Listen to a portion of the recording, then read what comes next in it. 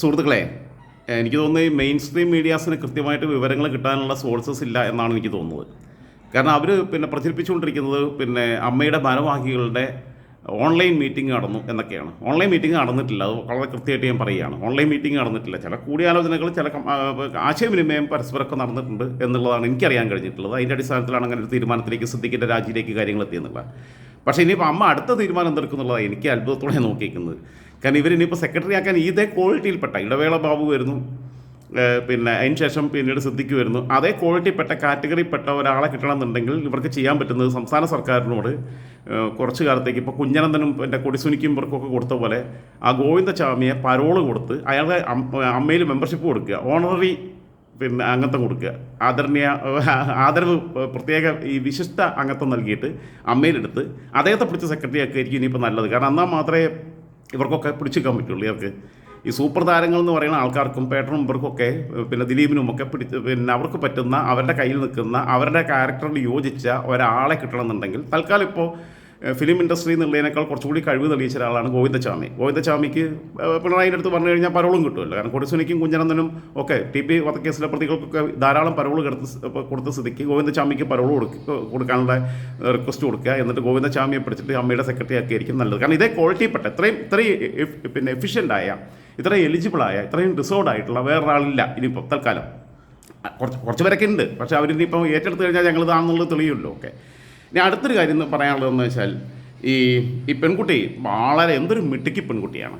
എനിക്ക് കുറേ കാര്യങ്ങൾ പറയാനുണ്ട്. പിണറായി വിജയനും സജി ചെറിയാനും ശോഭന ജോർജും ഒക്കെ തമ്മിലുള്ള ഈ അവിശുദ്ധ ബന്ധങ്ങളുടെ ആഴത്തിൽ ചില കാര്യങ്ങൾ പറയണമെന്നുണ്ട്. കാരണം സജി ചെറിയാനാണല്ലോ ഇതിൽ വല്ലാത്ത വ്യഗ്രത കാണിച്ചത്, രഞ്ജിത്തിനെ സപ്പോർട്ട് ചെയ്യാനും ഒക്കെ ഉള്ളത്. സിദ്ദിഖ് എന്തായാലും രാജിവെച്ചു. ഞാൻ തുടക്കത്തിൽ പറഞ്ഞത് ആദ്യത്തെ കേമ കമ്മിറ്റി റിപ്പോർട്ട് പുറത്തു വരുന്നതിന് മുമ്പ് കോടതിയിലെ വിധി വന്ന അന്ന് തന്നെ ഞാൻ പറഞ്ഞു. ഞാൻ അന്ന് സിദ്ദിഖിനെതിരെ പറഞ്ഞു, കമലിനെതിരെ പറഞ്ഞു, രഞ്ജിത്തിനെതിരെ പറഞ്ഞു. അതിൽ രണ്ടെണ്ണപ്പം തെറിച്ചു. രണ്ടുപേരെ വിക്കറ്റ് പോയി. ഒരാൾ അമ്മ സെക്രട്ടറി സ്ഥാനത്തും പോയി, ഒരാൾ ചലച്ചിത്ര അക്കാദമി ചെയർമാൻ സ്ഥാനത്തും പോയി. കമൽ പ്രത്യേകിച്ച് ഇപ്പോൾ പദവികളിലൊന്നും ഇരിക്കുന്നില്ല, അതുകൊണ്ട് കുഴപ്പമില്ല. ഓക്കെ, ഇനി അടുത്തത് ആ പെൺകുട്ടി ഇന്ന് പറഞ്ഞിട്ടുള്ള എന്തോ ഒരു മനോഹരമായ വാക്കുകൾ. എനിക്ക് റെസ്പെക്റ്റ് തോന്നി, കെട്ടിപ്പിടിച്ചൊരു ഉമ്മ എടുക്കാൻ തോന്നി ആ കുട്ടീനെ. കേസാണെന്നാണ് എനിക്ക് ഫീൽ ചെയ്യുന്നത്. ഇതൊക്കെ ഭയങ്കര ടു ലേറ്റ് ആയി. ഇതെല്ലാം ഒരു കൈൻഡ് ഓഫ് ടാക്ടിക്സ് ആണെന്ന് ഞാൻ സ്ട്രിക്ട്ലി ബിലീവ് ചെയ്യുന്നുണ്ട്. അദ്ദേഹത്തിന്റെ ഒരു റെഗുലർ ഡ്രാമ ഉണ്ടല്ലോ, ലൈക്ക് ഒരു സിമ്പത്തി എമ്പത്തി ഒക്കെ പിടിച്ചു പറ്റാനുള്ള ഒരു സാധനം. ആളുകളുടെ മുമ്പേ ഭയങ്കര നല്ല മനുഷ്യനാണെന്നും ഭയങ്കര എന്താ പറയാ നന്മയുടെ നിറകുടമാണെന്നൊക്കെ കാണിക്കാനുള്ള ഒരു വളരെ സാധാരണ ഒരു നിഷ്കളങ്കനാണെന്ന് കാണിക്കാനുള്ള കുറെ ശ്രമങ്ങളുണ്ട്. അതിന്റെയും കൂടെ എലമെന്റ് ഇതിനകത്ത് നന്നായിട്ട് കാണാൻ പറ്റുന്നുണ്ട്. എനിക്ക് പേഴ്സണലി വിസിബിൾ ആവുന്നുണ്ട്, എന്നെ പോലെ പല സർവൈവേഴ്സിനും വിസിബിൾ ആവുന്നുണ്ട്. പക്ഷേ രാജിവെക്കുന്ന ഹി ടോട്ടലി ഡിസേർവ് ഇറ്റ്. അയാളെ രാജ്യം മാത്രമല്ല, അയാളെ ഒരു ഫിലിം ഇൻഡസ്ട്രിയിൽ നിന്ന് തന്നെ ബാൻ ചെയ്യണം. കാര്യം നമ്മളെപ്പോലുള്ള 100,000 സർവൈവേഴ്സിന്റെ ഡ്രീമിൽ ചവിട്ടി കയറി നിന്ന് ഉണ്ടാക്കിയ പദവിയാണ് ഇന്ന്. അപ്പോൾ അങ്ങനെയുള്ള ആളുകൾക്ക് ഇവിടെ സ്പേസ് കൊടുക്കുന്ന ആളുകളെയും കൂടെ നമ്മൾ ഇവിടെ കൺസിഡർ ചെയ്യണം. കാര്യം ഇങ്ങനെയുള്ള ആളുകളെ സ്പേസ് കൊടുക്കുകയും മറ്റ് കഴിവും ഇതുമായിട്ട് ബന്ധപ്പെട്ട് വന്ന ആളുകളെടുത്ത് പുറത്ത് ചവിട്ടി കളയുകയും ചെയ്യുന്നതൊക്കെ ഭയങ്കര കോൺട്രഡിക്ടറി ആയിട്ടുള്ള കാര്യങ്ങളാണ്. ദയവ് ചെയ്ത് ഇയാളെ വിഷയങ്ങൾ കൺസിഡേർഡ് ചെയ്യുന്ന ഒരു തരത്തിൽ മറ്റുള്ള ആളുകൾ കാണുക എന്നുള്ളതാണ്. ഇൻഡസ്ട്രിയിൽ തന്നെ അയാളെ ബാൻ ചെയ്യണമെന്ന്, ഒരു കൾച്ചറൽ സ്പേസസിലും ഇങ്ങനെയുള്ള അബ്യൂസസിന് സ്പേസ് കൊടുക്കരുത് എന്നും കൂടെ ഉണ്ട്. ആരോപണം ഉന്നയിക്കപ്പെട്ട ഉടനെ തന്നെ രാജിവെച്ചു. അപ്പോൾ അതിനർത്ഥം അദ്ദേഹത്തിന് എന്തോ ഭയപ്പാടുണ്ട്, അല്ലെങ്കിൽ ഒരു വ്യാജാരോപണം എന്നല്ലാന്ന് ഏതാണ്ട് വ്യക്തമാണ്. അപ്പോൾ ആ പ്രശ്നത്തിൽ നിയമപരമായി കൂടി നീങ്ങുമോ?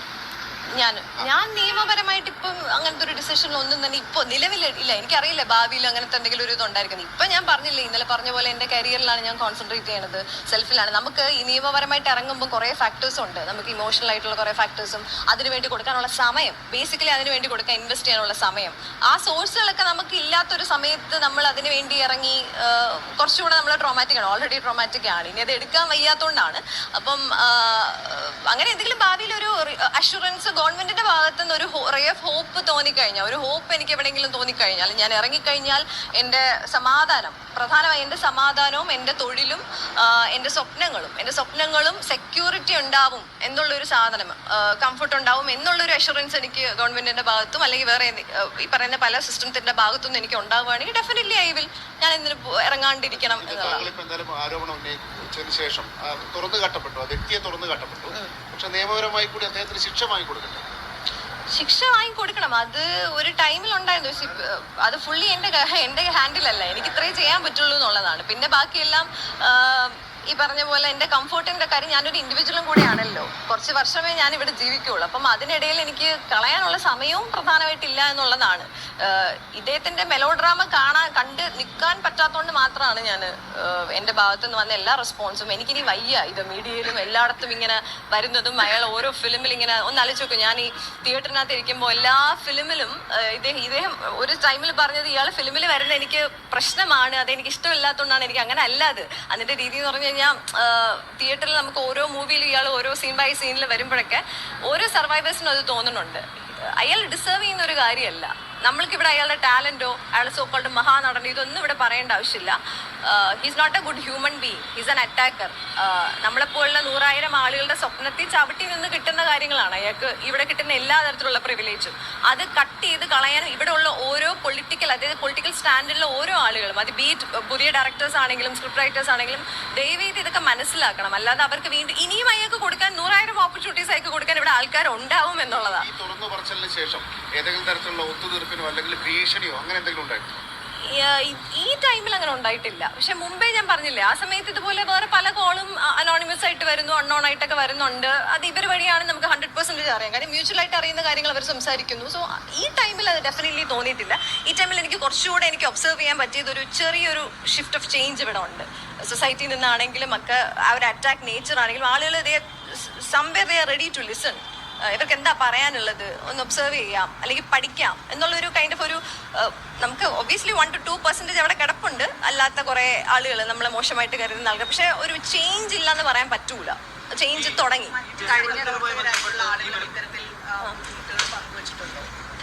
മറ്റ് സഹപ്രവർത്തകരായിട്ടുള്ള ആളുകൾ ഉണ്ട്. എൻ്റെ സുഹൃത്തുക്കൾ തന്നെ ഇപ്പോൾ ആക്ടേഴ്സായിട്ട് നിൽക്കുന്ന ആൾക്കാരുണ്ട്, നിലവിൽ കയറി വരുന്ന ആൾക്കാരുണ്ട്. ഇദ്ദേഹത്തിൻ്റെ ഒരു ഹോട്ടൽ പണ്ട് മാമാമിയ എന്ന് പറയുന്ന ഒരു ഹോട്ടൽ ഇയാൾ ഓൺ ചെയ്തിട്ടുണ്ടായിരുന്നു. പണ്ട് ഇപ്പോൾ ഉണ്ടോ എന്ന് എനിക്കറിയില്ല. ആ ഹോട്ടലിൽ വർക്ക് ചെയ്യുന്ന എംപ്ലോയീസ് സ്ത്രീകളടക്കം ഞാനിത് ഫസ്റ്റ് റെസ്പോണ്ട് ചെയ്ത സമയത്ത് അവരെനിക്ക് പേഴ്സണലി മെസ്സേജ് അയച്ചിട്ടുണ്ടായിരുന്നു. ഇയാൾ ചെയ്ത അപ്രോച്ചുകൾ പല ഫാക്ടേഴ്സ് കൊണ്ട് അവർക്ക് മുന്നോട്ട് വരാൻ പറ്റുന്നില്ല. വീട്ടിൽ സപ്പോർട്ട് സിസ്റ്റം ഇല്ല, മേ ബി മാരീഡ് ആയിരിക്കാം. അവരുടെ കുറേ വിഷയങ്ങൾ പേഴ്സണലി കുറേ മാരീഡ് ആയതുകൊണ്ടൊക്കെ തന്നെ കുറേ പ്രോബ്ലംസ് ഒക്കെ ഉള്ളത് കൊണ്ട് തന്നെ അവർക്ക് മുന്നോട്ട് വരാൻ കഴിയുന്നില്ല എന്നുള്ളതാണ്.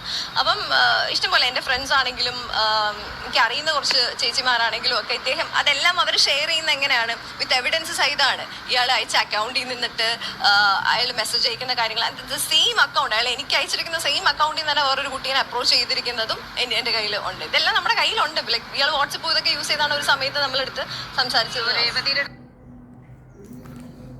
ഓക്ക് ഭൂലോക പൊട്ടൻ എന്ന് പിന്നെ ബാല പറഞ്ഞ പോലെ ഭൂലോക കോഴി എന്ന് പറയണ്ടേ. എവിടെ പോയാലും ഇത് തന്നെ. മനുഷ്യനൊക്കെ മനുഷ്യൻ ബയോളജിക്കൽ നീഡാണ്. മനുഷ്യന് സെക്സ് പിന്നെ ഒക്കെ ലൈംഗികതയൊക്കെ മനുഷ്യൻ്റെ ബേസിക് ആയിട്ടുള്ള ആവശ്യങ്ങളിലൊന്നും തന്നെയാണ്. പക്ഷേ ഇത് എവിടെ വെച്ചിട്ട് ഞാൻ പറയട്ടെ, സെക്സ് എന്ന് പറഞ്ഞു കഴിഞ്ഞാൽ എന്താ ഏറ്റവും, ഞാനൊന്ന് വേറെ ആളായിട്ട് സംസാരിച്ചപ്പോൾ ഞാൻ പിന്നെ വാട്സപ്പിൽ ഞാൻ അയച്ചൊരു മെസ്സേജിനകത്ത് പറഞ്ഞതുപോലെ, കാരണം സെക്സ് എന്ന് പറഞ്ഞു കഴിഞ്ഞാൽ ഏറ്റവും പ്രധാനമായിട്ട് എന്താ, നമുക്ക് പ്രണയമില്ലാത്ത രീതി എന്തിനാ? അത് ഇംഗ്ലീഷുകാർ പറയണ മാതിരി ഫക്കിങ് എന്നുള്ള പിന്നെ ജസ്റ്റ് ഫക്ക് അത്ര മാത്രമേ ഉള്ളൂ. അതിന് ഞാൻ പറഞ്ഞല്ലോ അല്ല PVC പൈപ്പിനകത്ത് പോയിട്ട് കാര്യം സാധിച്ചാൽ പോലെ. എന്തൊരു കഷ്ടമാണിത്. ഇതിനകത്ത് നമുക്ക് ഒന്ന് തഴുകാനും തലോടാനും ഒക്കെ തോന്നുന്ന ഒരുതരം പ്രണയത്തിൻ്റെ അംശം ഉണ്ടാവണ്ടേ. പ്രണയമില്ലാത്ത രതി ആത്മാവില്ലാത്ത ശരീരം പോലെയാണ് എന്ന് ഞാൻ മുമ്പും പറഞ്ഞിട്ടുള്ളതാണ്.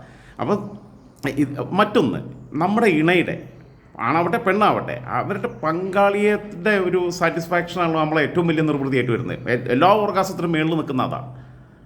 നമ്മളെ പങ്കാളി സംതൃപ്തരാകുമ്പോഴാണിതുള്ളത്. അപ്പോൾ അവർക്ക് എൻജോയ് ചെയ്യാൻ പറ്റണ്ടേ. അവർക്ക് എൻജോയ് ചെയ്യാൻ പറ്റാതെ ഇതിൻ്റെ പേരിൽ പിന്നെ ഇങ്ങനെ ബലം പ്രയോഗിച്ച് ചെയ്യുമ്പോൾ അവർ എൻജോയ് ചെയ്യണില്ല. അതിന് പിന്നെ എന്ത് നിർവൃത്തിയാണ് കിട്ടണേ? കഷ്ടമുണ്ട് ഇതൊക്കെ. അത് അങ്ങനെയുള്ള അസുഖമുള്ളവരാണ് ഈ പിന്നെ റെഡ് സ്ട്രീറ്റിലൊക്കെ പോണത്. അങ്ങനെ പോയിക്കോട്ടെ അയാൾ അങ്ങനെ പോട്ടെ, തായ്ലൻഡ് പോട്ടെ, അല്ലെങ്കിൽ പിന്നെ മുംബൈയിലെ റെഡ് സ്ട്രീറ്റ് പോട്ടെ, എവിടെയെങ്കിലുമൊക്കെ പോട്ടെ. എന്തായിരുന്നാലും വിഷയം പിന്നെ ഗവൺമെൻറ് ഇയാളെ പരമാവധി സപ്പോർട്ട് ചെയ്തു. ഈ പെൺകുട്ടിയൊക്കെ സത്യം പറഞ്ഞാൽ ഈ പെൺകുട്ടിക്കൊക്കെ അമ്മയ്ക്കകത്ത് മെമ്പർഷിപ്പും കൊടുത്ത് കൊണ്ടുവരിക വേണ്ടത്. എന്താ മിടുക്കിയായിട്ട് പറയുന്ന ഓരോ വാക്കുകളല്ല ചുക്കും. ഒന്ന് അയാളുടെ മെലോഡ്രാമ, അയാൾ ഈ സിമ്പതി എമ്പതി പിടിച്ചു പറ്റാൻ ശ്രമിക്കുന്നു. കൃത്യമല്ലേ കാര്യങ്ങൾ? വളരെ തന്ത്രപൂർവ്വം ഭാഷ കൈകാര്യം ചെയ്യാൻ അറിയുകയും മീഡിയയെ പിന്നെ ഹാൻഡിൽ ചെയ്യാൻ അറിയുകയും ചെയ്യുന്ന ഒരാളാണ്. നല്ല വൊക്കാബുലറി ഉള്ള ആളാണ് സിദ്ദിഖ്. ഞാൻ തുടക്കത്തിൽ പറഞ്ഞാൽ സിദ്ദിഖിനെതിരെ ഓക്കെ. അത് പിന്നെ ഇയാളൊരു അറ്റാക്കറാണ് എന്ന് പറയുമ്പോൾ, പെൺകുട്ടി പറയുമ്പം അയാൾക്കൊരു സോഷ്യൽ സ്പേസ് കൊടുക്കരുത് എന്നാണ് പറയുന്നത്. മീഡിയ സ്പേസ് കൊടുക്കരുതെന്ന് പറയുന്നുണ്ട്. ശരിയല്ലേ? അയാളെ ബാൻ ചെയ്യണം, കംപ്ലീറ്റ്ലി ബാൻ ചെയ്യണം എന്ന് പറഞ്ഞ് he is not deserved it എന്ന് പറഞ്ഞു. അതിനപ്പുറം എന്താ പറയാനുള്ളത്? പെൺകുട്ടി പറഞ്ഞ വാക്കുകൾ എന്ത് കൃത്യമാണ്. ഞാൻ അത്ഭുതപ്പെട്ടു പോയി. എന്തോ ഒരു ഭംഗിയായിട്ടാണ് സംസാരിക്കണേ.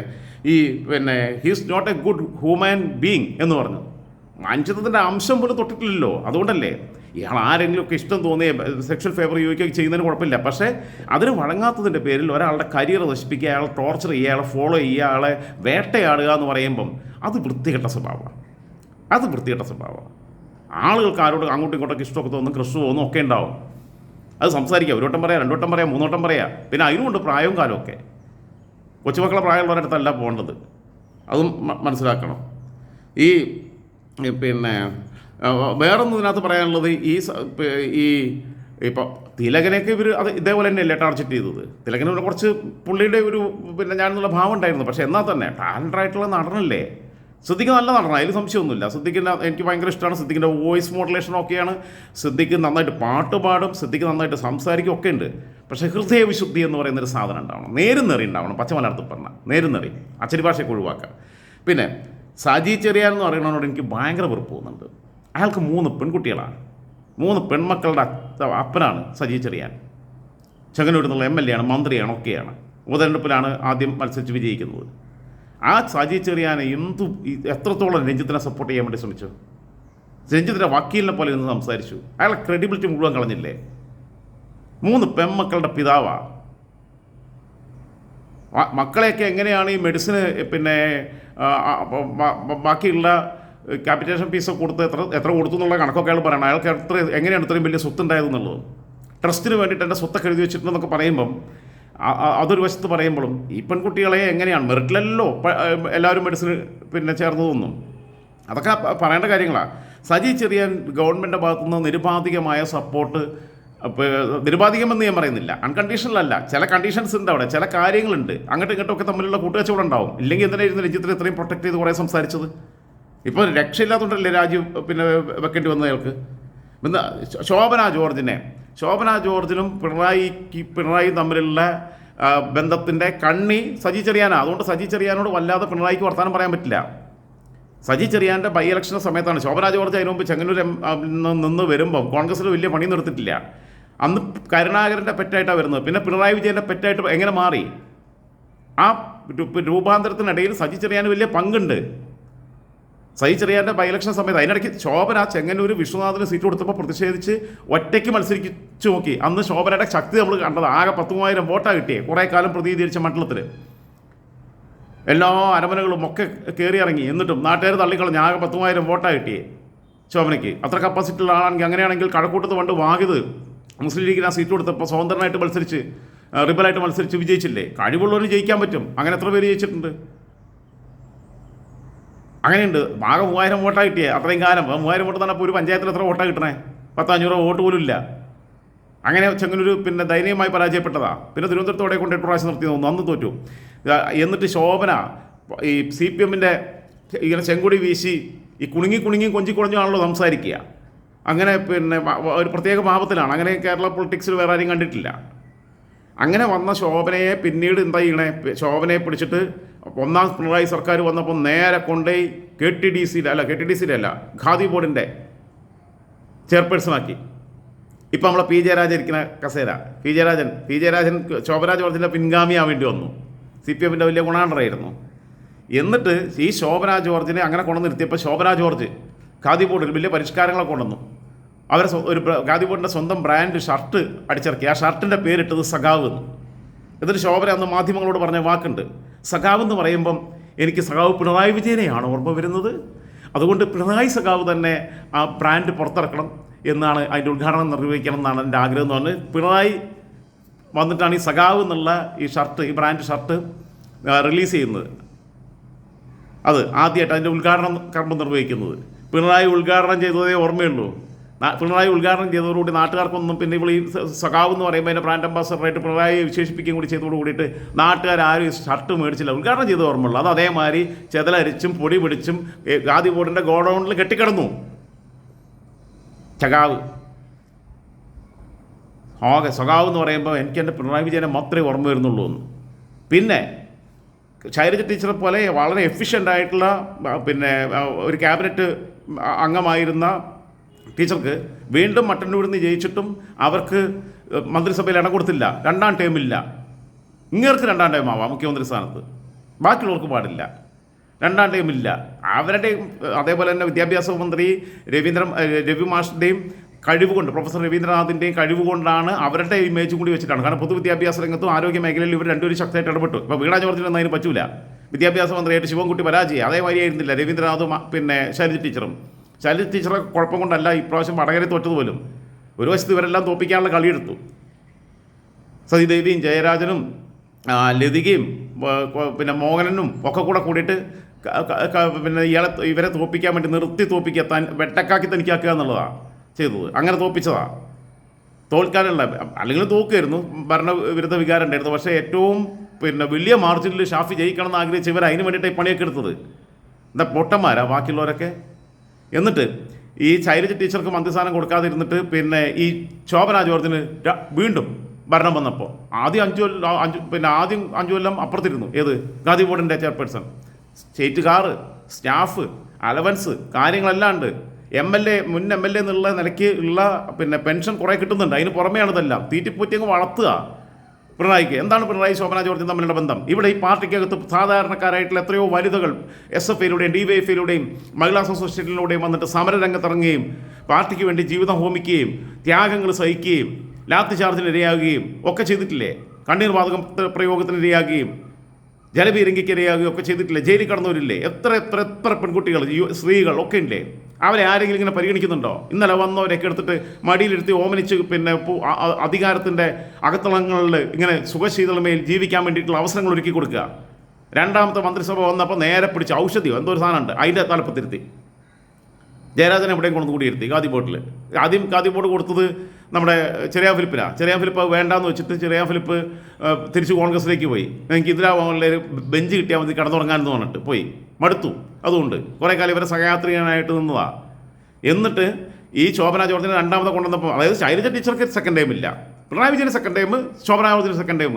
കഴിഞ്ഞ ക്യാബിനറ്റിൻ്റെ സമയത്ത് ഉണ്ടായിരുന്ന ഔദ്യോഗികമായി വലിയ പദവികൾ വഹിച്ച ആൾക്കാരിൽ 2 പേരാണ് കണ്ടിന്യൂ ചെയ്യുന്നത്. ഒന്ന് പിണറായി വിജയനും ഒന്ന് ശോഭന ജോർജും.